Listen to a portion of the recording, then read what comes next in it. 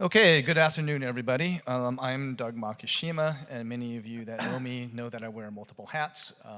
Many of you know me from my work in industry, specifically a lot of the work I've done with MEF through Summit Tech, which is a leading provider of IMS, RCS, and 360 live streaming technology and solutions. But today here I'm representing MEF as an advisor, and we have an amazing panel for you on innovation at the telco edge. So many of you that know me know that I'm very fond of inspirational quotes. So I just heard one recently that goes like this: if you are the most interesting or impressive person in the room, you're probably in the wrong room.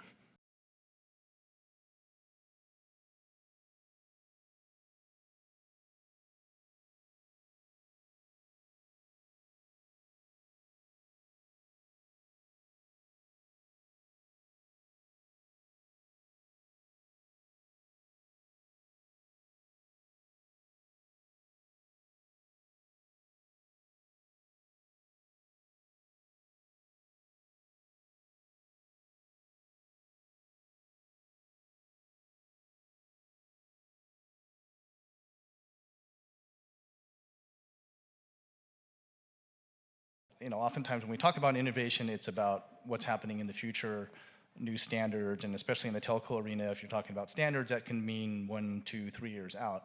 But the good news this time around, GSMA has partnered with a project in the Linux Foundation called Chimera.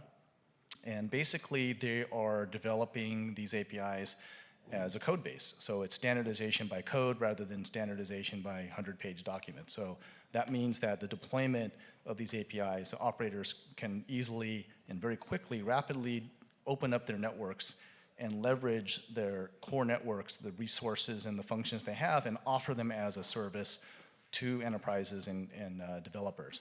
And today the panel is going to discuss the state of deployment and commercialization, but also some of the new applications, services, user experience, and better security that edge computing and APIs can offer both telcos to extend their services and find new monetization and revenue streams, but also for enterprises and developers to provide better user experience, better security, and completely new applications. So rather than introduce the panelists one by one, I'm going to let each panelist do a short presentation, introduce themselves, and then we'll have a Q&A session.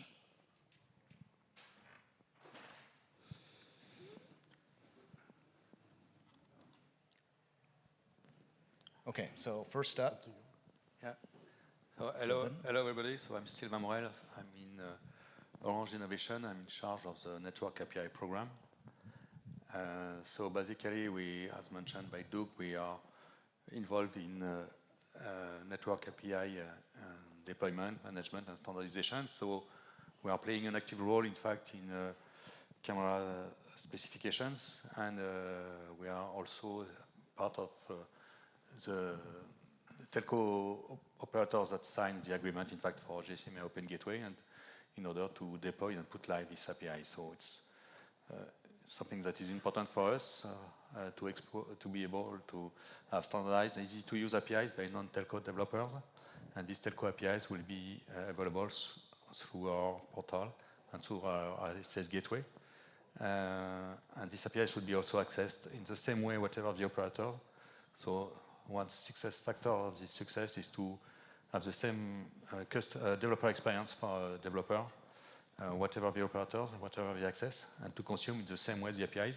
So the code could be do once and reuse the different APIs from the operators. So APIs, we still have experience from at Orange with our Orange Developer Portal and Access. We support and we expose lots of APIs for IT or services and so on. And we are able to have support or sandbox mode for those APIs. So we also are supporting major events, in fact, to publish and to share our APIs in our affiliates. So we have 26 affiliates at Orange, and we have APIs either for MEA region or for European region countries.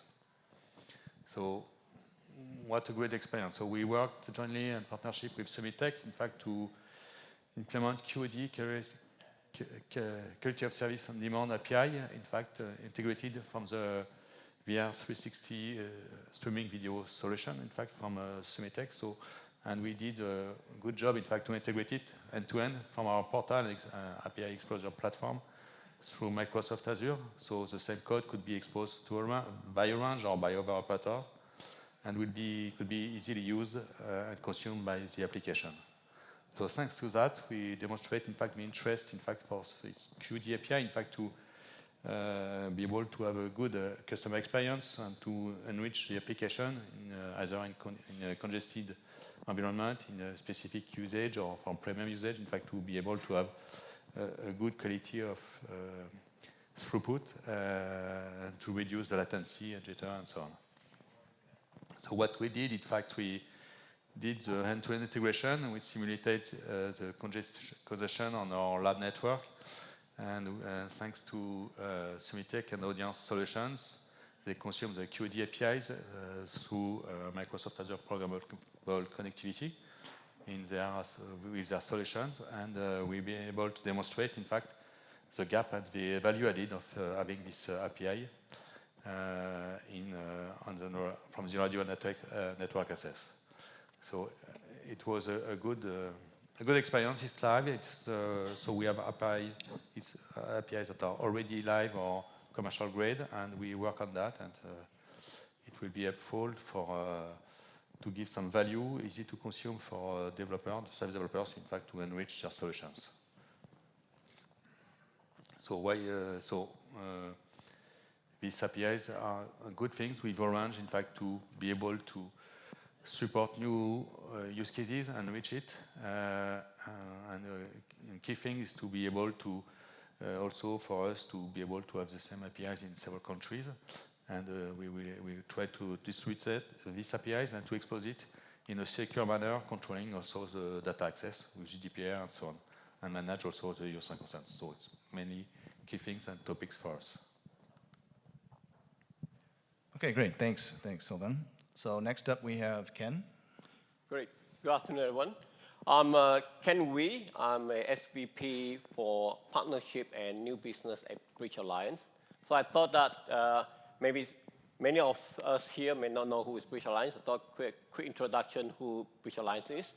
Bridge Alliance is actually the largest mobile telco alliance in Asia Pacific, with 34 member operators.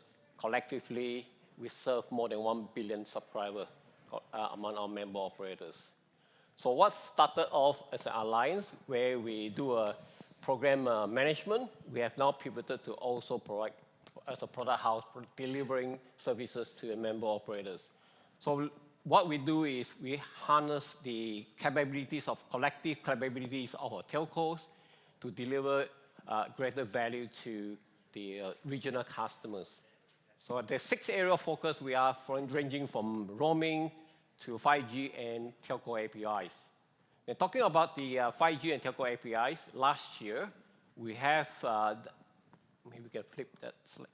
Last year we have also successfully concluded proof of concept, having a platform to basically federate the telco edge of our member operators, so that we provide a single portal for regional customers to easily discover what's at each of the telco and what the edge compute resources are available in each of the telco markets itself.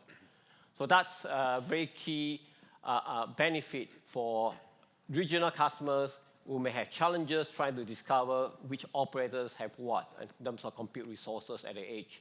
So we make it easy with a single pane of glass for regional customers to explore, discover what are out there, and also have potentially have a single contract with a single operator to deliver multi-edge services. So we have gone beyond just edge discovery. In fact, we have pivoted that platform. We are now moving into the telco API, again, exposing the network capabilities of the telco through APIs to be consumed by regional customers. Before that, I forgot to mention that we actually did also a live trial with Sumitech to demonstrate the power of federated edge, and we've done the edge-to-edge federation, and we have successfully demonstrated that across 2 different markets, in Singapore as well in Thailand. So into the next one is basically the moving to the Telco API. Here we see it's a key to the Telco API is, firstly, we are adopting the GSMA Open Gateway as a northbound API to regional customer. But more importantly, we are looking at as a telco, how could we leverage our telco capabilities so that we can have a better control to allow our telco to provide regional services to the enterprise customer. Which is why we have done a proof of concept, having an API exchange, where telco will be connected to the exchange so that they can have bi-directional API capability to allow any telco to be a supplier of the API to the exchange or to be a buyer of the telco API so that it can offer the regional customers. So we see that as a very important first step beyond just having a camera API that will be served the developer community. We felt that it's also equally important from the business point of view to allow enterprise customers who require multi-market API services to be able to transact it through a single operator, through a single point of contact. That's how we believe that's the future of how we can be looking at on the Telco API. Thank you. Okay, great. Thanks, Ken. Next up, we have Hannon from Red Hat. Thank you, Doug. My name is Hannon Garcia, Global Telco Solution Manager at Red Hat. For those who doesn't know Red Hat, we are the leading company providing open source innovation into production-grade platforms that are being consumed by operators across the globe. One of the things that we are seeing now that is, for a long time we have been working with operators on transforming the network, and nowadays we are seeing more the exposure of services from the network toward the developers, and I think this is part of what we are doing, talking today. And we are there providing many of them with the tools and the platform that allow them to properly expose those capabilities into put that in the hands of the developers out there. Now, the other thing that you probably haven't seen Red Hat is, and now is more and more that you see the edge. Edge is something that's come naturally as the explosion of the network, the transformation of the network. And we are seeing more and more demand towards creation of those edge sites. We have been working as well with many operators out there, helping them into building what the infrastructure needs to be for receiving all these applications that developers are going to be using. And developers are looking at consuming not only the network services, but consuming as well the edge infrastructure that will be available to them. And an edge, once again, Doug is we, yeah. Edge is by large definitions, and everybody have his own definition out there. My personal definition is by two facts, is latency and power consumption. And with that, everybody can make their adjustment. We have been developing and not just working with operators, but as well on open source communities into providing and creating the platform that allow you to build applications from the cloud to the private clouds into the telco operator, to the edge side of the telco operators. And this is something that we have been doing not only with the customers, but as well with the partners that are part of our ecosystem. Now, what I really wanted to talk is about more the developer. And this is what is crucial. So we really want to win on the APIs, and we need to contribute to the adoption of the API. And this is what is important. Providing the tools to the developer early enough in their journey to empower them to consume what is there, either the edge infrastructure, either the network services that you are building today. And this is something that we have been doing as well at the same time. We have 1,000 of developers out there working on thousands of projects on the open source community. So we understand very well what needs to be done and what things and how things need to be done as well. And we have created some guidelines that, because developing is nowadays is kind of natural skill, let's put it that way. But developing the right on the right way, especially when you are developing cloud native application, that is what you need in order to actually bring those applications and use all infrastructure across the continuum on the data center to the edge, is get a little bit more difficult. So we have put it out there, resources. I left the link for you guys to download and have into what to do and what not to do when you are building that journey with your developers and your ecosystems. Now, one thing is building and creating all this technology, but it's better to put that technology into exercise. And this is something that we have been doing, for example, with our partners ecosystem like Summit Tech, where we actually recently did a proof of concept with an operator in North America. And we brought this from, proof of concept, into something that is live. And basically, we brought the technology from Summit Tech into our booth. We're going to be at the Red Hat booth in Mobile World Congress in La Fira for those who are attending and want to experience this live. And basically, we brought the edge into the booth itself. And thank you very much. Great, thanks, Henan. Next, we have up Abi from Salesforce. Great, thank you. Thanks to all the great inputs for the panels. My name is Abi Sur. I'm from Salesforce, and I'm in the communications industry product team. I'll talk to you briefly about the role of ecosystems and how ecosystems actually forge the innovation. Now, clearly, there is an innovation gap. And for a McKinsey study, we have seen that even though innovation is one of the top 3 priorities in an enterprise, less than 10% of the executives are satisfied with the performance of innovation. What I'm going to talk to you today is how ecosystems can help in bridging this gap. And when I talking ecosystems, an ecosystem and action is a TM Forum Catalyst program, which actually forges alliances and bringing in the industry thought leaders to come together and co-create solutions together to solve some of the leading industry problems. Now, the catalyst that I'm going to talk to you about is a B2B2X marketplace, a POP marketplace. And per the catalyst requirements, there were 3 champions, catalyst champions, Bell Canada, Vodafone, and Lightstorm, who came to us and proposed the problem statement. Please demonstrate a working B2B2X marketplace, which is owned and managed by the CSP, leveraging both the telco assets and the edge. Anyone from the audience here from Bell Canada or Vodafone or just, oh, there is Neil there. Neil, thank you for being the executive sponsor of the Catalyst. Thank you. So what I'm going to talk to you today, very briefly, I'm not going to go into the details of the architecture solution, but what we showcased was how a CSP who manages and owns the marketplace can partner with tech firms like Summit Tech through a marketplace scenario. Now, the marketplace solution which we had showcased a retail enterprise as the end customer. And this retail enterprise could purchase streaming offers, which it would buy from the marketplace. And this streaming offer would be for programs that are hosted in the retail enterprise, programs such as the food shows or fashion shows that are being hosted.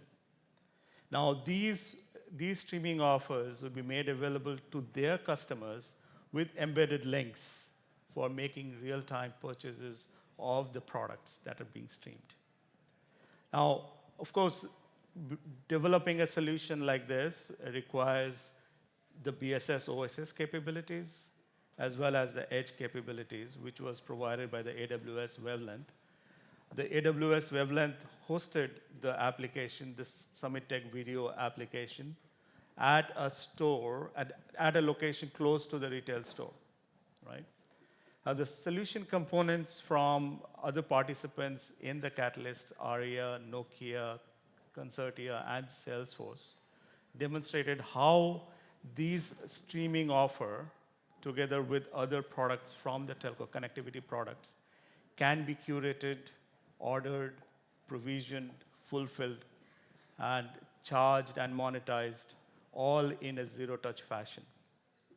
Now, you would find it very interesting that we actually deployed this, or rather, we actually developed this solution in a record 4 months.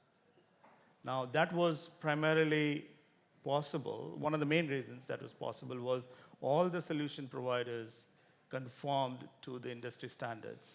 When I say industry standards, I'm referring to TM Forum Open APIs, the Open Digital Architecture Standards, and the camera APIs. We use one of the camera QoD APIs. So in the next slide, I'll talk about I think there was a slide. Okay. There were quite a few innovations that we had showcased in the Catalyst. And there were 6 actually, and the one that we feel very proud about, and that is relevant to our discussions here today, was the automated operating model. And when I say that, what I'm referring to is the automated model for deploying the application at the network edge on demand. Typically, in a telco product, when you are provision the product at the network at the edge at the time of the order fulfillment process. So even if the enterprise purchases the streaming offer product, it is being provisioned at the telco edge at the time of use.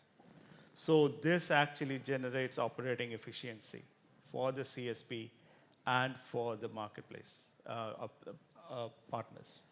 Now, our Catalyst actually, I feel very humbled and very proud that we won the best award for the business impact. And the reason we got that was that for the demonstrated benefits of the Catalyst to all the ecosystem partners. Now, that was only one of the use cases that we took that helped, that showcases CSPs to monetize and to tap into the $200 billion live streaming e-commerce application. Now, there could be other applications which can use the same similar platform. And finally, in closing, I'd just like to share what Salesforce is doing for promoting these ecosystems.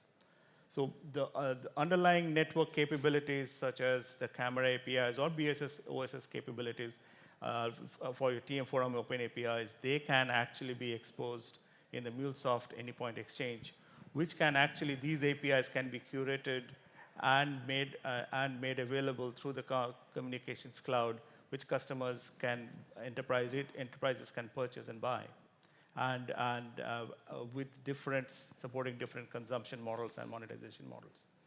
The API developer community, which is also very critical for the developers coming together and who would take these APIs and also collaborate with one another in a self-serving fashion to build applications that will ultimately be launched back in the market in the Anypoint Exchange. So thank you very much. Great, thanks, Abhi. So next up, we have Mohit from AWS. Yeah, thanks, Doug. Hi, everyone. I'm Mohit Gupta. I head the product for one of the AWS Edge Compute offering named Wavelength. And I'm really excited to talk about the innovation that we're bringing to the edge. So we at AWS actually believe in working backwards from what the customer wants and their challenges. So if you look at Edge, there are 5 key areas which we see being asked by our customers. The first, of course, many of the use cases requires low latency. And many of them actually also require high bandwidth data access to the end users. So Edge becomes an obvious requirement to be able to reach out to all of their users. The second is localization. If you see, many of the applications actually require to be deployed within certain geographies, sometimes because of the regulatory requirements. So again, that necessitates the need of an edge.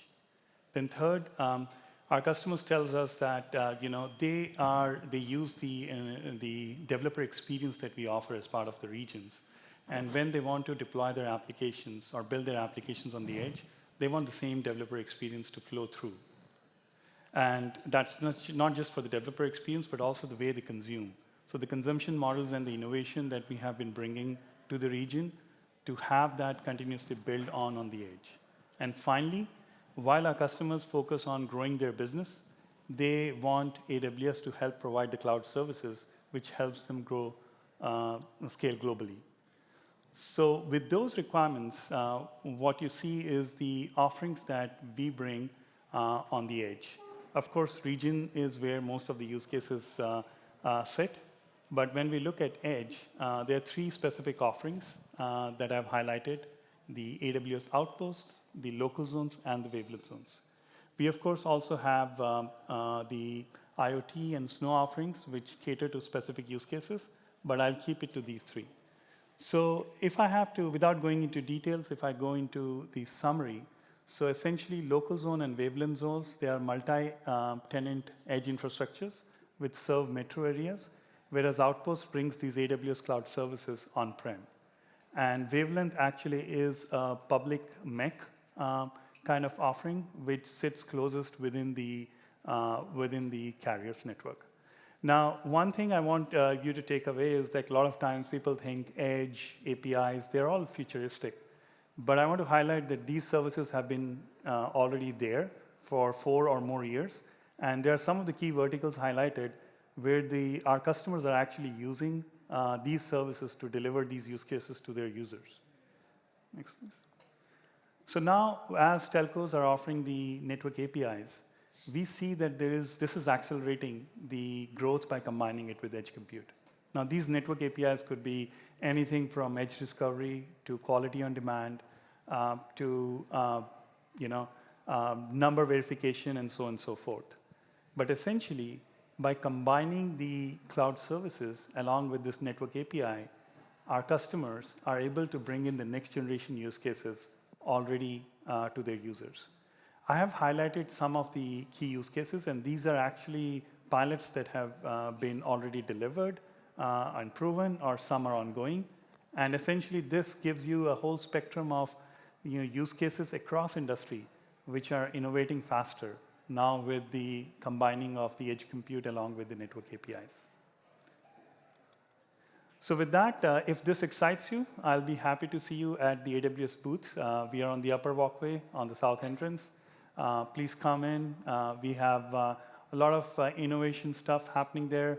We are working with a lot of industry key players. There are demos, there are sessions, so I'll be happy to see you there. Thank you, Doug. Great. Thanks, Mohit. And last but not least, we have Theo from EcoBlocks. Next slide. Hi, everybody. I'm Theo Valich. I'm the chairman and chief executive officer of EcoBlocks. We are essentially a scale-up coming out of Dubai. We are primarily focusing on building solutions from national supercomputers to what now is becoming a new trend, which is the edge compute. The reality is you have all come here to see the future and 5G, 6G, whatever comes our way. But at the end of the day, without appropriate investments in infrastructure, those dreams and those lovely proof of concepts will just stay there. Next slide. So our services are essentially, we work on designing the infrastructure by working with power providers, network providers, district cooling or district heating providers, and ultimately design solutions which can fit into the traditional verticals such as smart city. What actually is smart city and what you need to do so that you can improve the lives of your people. Maybe that's even a better slide. So our focus is to deliver portable data centers, even though we don't call them data centers, we call them supercomputers, because essentially 5 of these containers have the same compute power as the Tesla Dojo, which is very interesting for automotive industry. What we are doing is essentially we're trying to build value for the global industry in terms of how do you address the fast changing landscape and the new computing architectures that are coming to the market. So to give you a bit of an example, NVIDIA hardware, everybody talks about it. Everybody talks about AI, everybody talks about LLMs. What about LMMs? What about zero knowledge proof? So the previous speaker was talking about digital identity. How do we build infrastructure which can serve that requirement for compute at the appropriate location? Do you need to put your digital identity on the border? Yes. How do you do it? Can you build a data center at the airport? No. But can you build a supercomputer class design which can easily be put anywhere within 6 meters or 20 foot for metrically impaired people, or a 40-foot design? So next slide. So what we actually do is, if you have limited space, if you have a limited building area, we have edge compute compatible systems from AI to smart cities. And also AI itself, we don't talk about it, but there is 6, 7 completely different requirements and 6 to 7 different AI applications as well. Machine learning, inferencing, transformative, generative AI, all these topics require a universal hardware infrastructure, which actually does not exist. You cannot use same machine for machine learning and for inferencing. You actually need both. So at EcoBlocks, we decided not to reinvent the wheel. We're simply listening to what our customers are coming to us and saying what their challenge is, and then we build software and hardware that can fit any appropriate locale. And if the locale is not appropriate, then we work with all the stakeholders to make sure that there is a path to adjustment. Next slide. In a nutshell, that's all of what I want to say. And if you have need for your application and you want to go past the POC into an adoption, if you want to move from 10,000 demo to supporting millions of people, feel free to talk to us, and we're more than happy to work on building a better tomorrow. Thank you.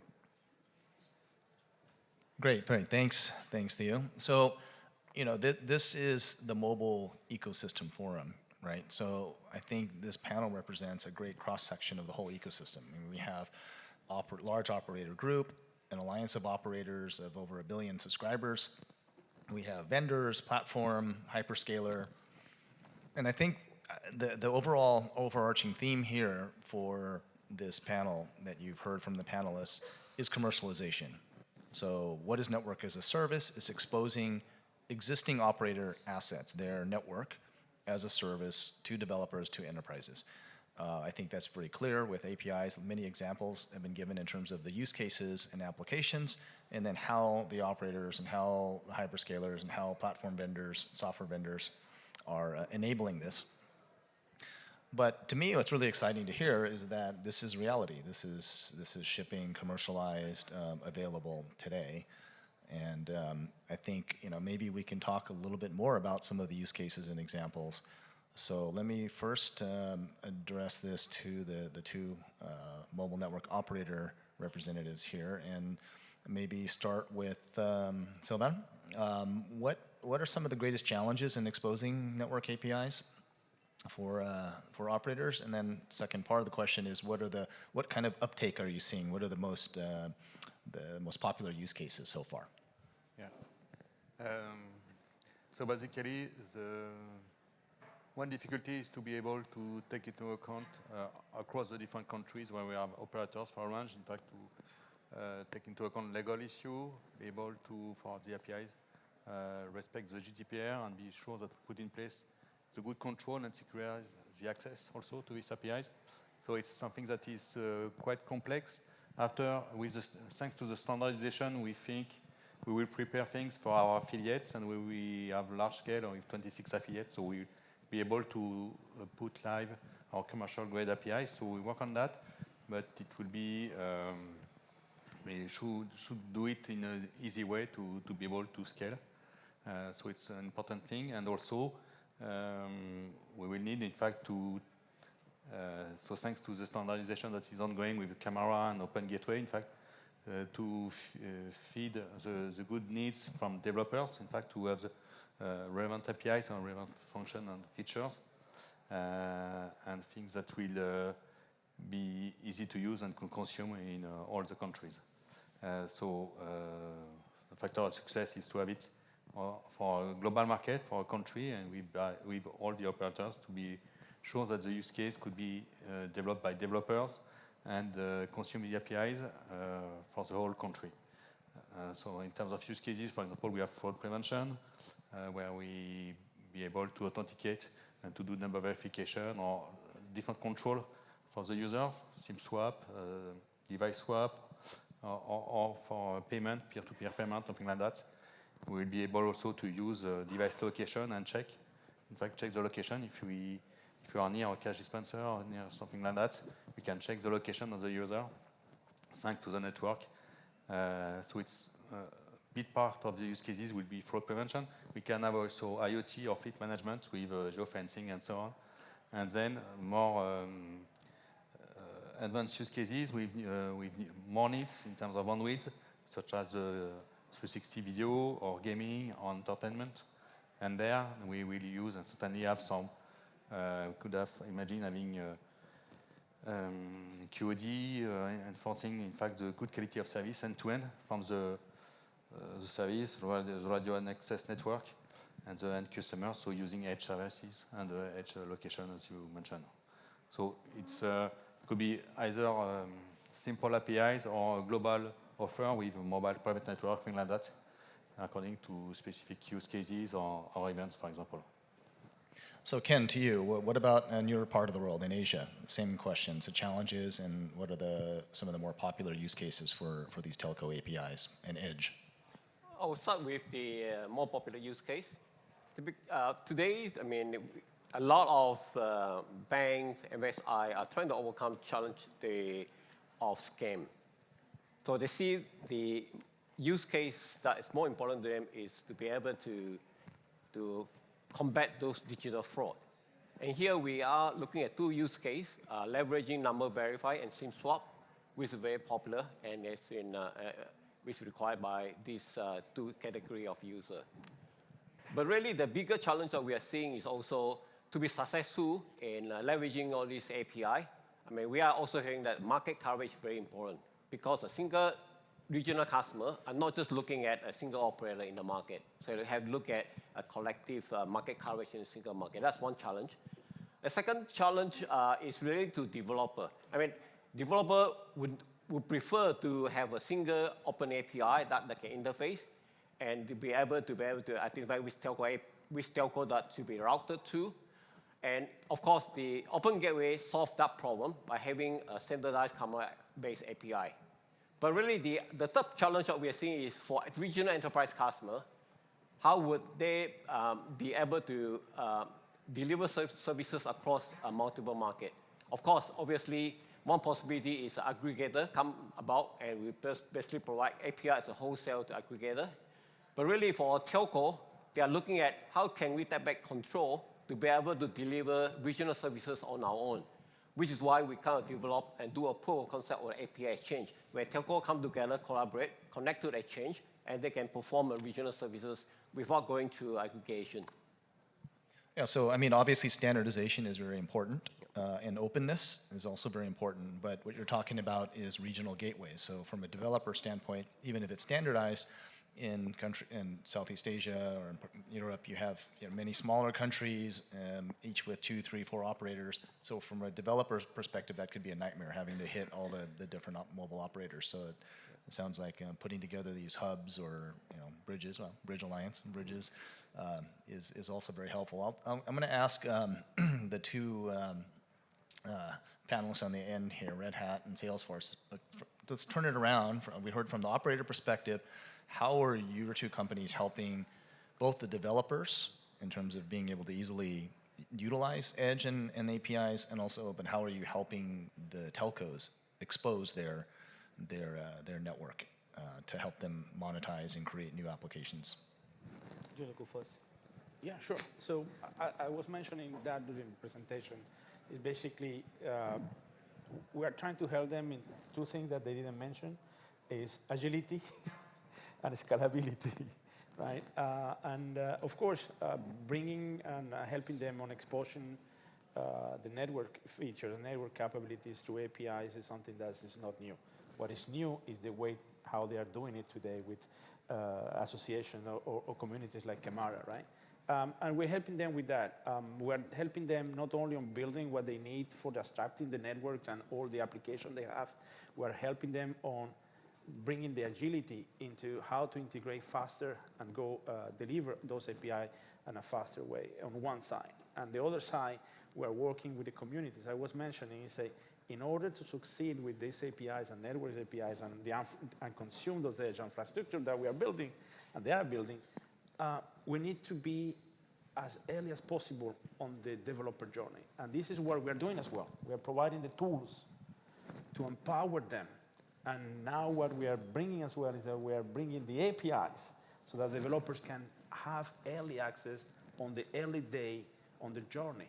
That is what is going to help them, and they're going to help the whole ecosystem, the industry, into increasing the adoption of those services that we are exposing now. Great. No, they were very valid inputs. Maybe I can build on top of that. So I'd like to highlight 2 points. One of the things that which we try to work with and try to position the API as a product. So when I say that, we're referring to is think of the usual product that every company launches. In the same way, view the API in the same way. So when you are launching an API as a product, it should go through the similar product lifecycle management journeys. Now, when you have an API coming out, the different standards organizations have different versions of the APIs, right? So you could have multiple versions of the APIs in the platform, and that should be made available to the customers. You cannot say that, oh, okay, you are now on TM Forum version 4 API, but now I have launched 5. You have to force to version 5. That a CSP cannot just change to version 5 right away. So the whole idea of how these APIs are made available as a product, and you have different version management of the products available is very important. Now, the other part is something which, based on my experiences and discussions with CSPs, we often kind of get very much hung up on monetization. So the thing is, oh, we have to monetize the APIs, which means, does it mean that every time an API is being invoked, we charge the customer who is using it? CSPs did not necessarily think in those ways. I think the whole idea where we are looking at is more as a value network. How do these APIs and individual API adds value to the ecosystem and monetize it accordingly? Sometimes these APIs may not be charged at all, but maybe when you position these APIs as an offer to the enterprise, it can actually increase the loyalty of that retail enterprise to the CSP. So you are not really charging them per click, but you are adding value to them, and they would be more loyal to the CSP. So I think the monetization needs a little bit of a broader lens to be viewed at, but ultimately it's all based on the value. It's adding value, right? And one aspect of adding value is profitability and monetization, but as you said, there are other sides of that value that doesn't necessarily equate to direct monetization. So I wanted to put Mohit, put you on the spot. Hyperscalers, friend or foe for mobile operators. Some people still have this notion that there's cloud and then there's the operator, and the worlds apart and maybe even competitive. But Wavelength has been around, which is your edge cloud offering, or MEC, multi-access edge computing, for 4 years now. Yeah. Now you're bringing out APIs. But can you talk just a little bit about the synergy or the relationship between AWS and mobile operators? Sure. No, thanks for the question. So I would say neither friend, neither foe. We are like best buddies, if I can say it that way. So the reason is that if you really see, as you pointed out, we have had Wavelength product for over 4 years now, and that is a close collaboration. But at the same time, if you look at the relationship that AWS has with Telco, it's actually with different relationships. So one is, as the telcos are going through the cloud transformation journey, so they are our customers. They are looking at using AWS to run their networks on. So we have very strong relationships globally with a lot of customers, with a lot of telcos, and we already have telcos who have launched their services, network services on AWS. Then on the other side, when we look at the enterprise business, when we look at how do we solve or enable our developers and enterprises to bring new use cases, so that's where the partnership comes in. And what I was talking about in my introductory slides is that they are looking at ways that they can bring this next generation use cases faster and in a much effortless way to their users. And for that, it almost is like these are two sides on which they need to stand. Connectivity is very important. They need special characteristics from network, which are the assets on which telcos have been riding on. And compute is quintessential for them to run their applications. So it's actually a better together story. So if you bring these in a easy consumption models towards developers, that is what they need. So I clearly see that there's a lot of value of bring together rather than looking at this as a competition at all. Great, thanks Mohit. And I'll give the last question to Theo. So you'd mentioned, Mohit just mentioned about compute resources as being a challenge and something that edge computing is trying to relieve in terms of lower latency and bringing the compute power closer to the developers or to the end users. So, we talk about cloud, public cloud, edge, and on-prem. Where does EcoBlocks fit in the mix here in terms of providing compute resources? So for me personally, the whole discussion, who is a friend or a foe, is a little bit, well, it belongs to the realms of comedy because realistically, we all need everything. If you listen to the radio, you listen to podcasts, a podcaster is a radio station. If you watch TV and you watch a YouTube video, you're intaking visual content. If you're talking about digital identity, if you're doing payments, whether you do it online or you do it in person, it really doesn't matter. But what matters is you have to have infrastructure from the back which can appropriately address the matters. E-commerce and video streaming actually have very different computational requirements. For some, yes, we do need hyperscalers because they store and process huge amounts of data. But are you going to use a hyperscaler to stream video, which is fully localized? For that, we're coming with edge compute. How EcoBlocks fits in, our clients, our customers are coming to us and they're saying, well, we don't see the integration of a lot of these services, and there is still a lot in our industry we need either. Actually, we need everything. Smart cities will not happen if you don't integrate. And then when you integrate, how do you integrate? So we come from United Arab Emirates, so it's a very small country, like 12 million people. But over 200 million people goes through the airports. So do you build your infrastructure for 12 million? Or do you build your infrastructure for 215 million? And what actually makes sense? I personally come from Croatia, tiny country, 4 million people, 23 million tourists that come 1 week, 2 weeks at a time. So we need to be able to give agility, to give tools so that all developers, which people from Red Hat and Salesforce support, can actually scale their apps and make them fast.